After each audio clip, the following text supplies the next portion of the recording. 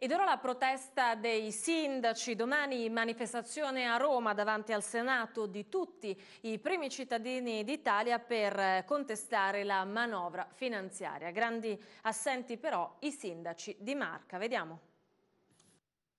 Nelle ultime settimane hanno alzato la voce e si sono sbizzarriti nelle più creative iniziative di protesta, ma domani a Roma non scenderanno. La maggior parte dei sindaci trevigiani rimarrà a presidiare il proprio comune e anche questa presa di posizione vuole essere un atto dimostrativo. Davanti al Senato ci saranno i sindaci di tutta Italia, dicono anche quelli più spendaccioni e per niente virtuosi, e all'ANCI non credono più. Non ci rappresenta in questo momento e la preoccupazione vera è quella che nemmeno i nostri parlamentari, voglio dire tutti intendono, si rendano conto, tranne quelli che hanno l'esperienza di sindaco, che cosa voglia dire amministrare un territorio in queste condizioni. Per il sindaco di Macerata, Roma è una perdita di tempo. Meglio sarebbe coinvolgere direttamente i parlamentari e il presidente della regione, così anche il primo cittadino di Riese. Secondo il vice di Santa Lucia, invece, l'associazione dei comuni pensa soltanto ai grandi. Per il vice di Montebelluna sarà una manifestazione che non porta a nulla. Le ultime due volte che siamo andati a Roma è stato per qualche aspetto anche abbastanza umiliante essere accorti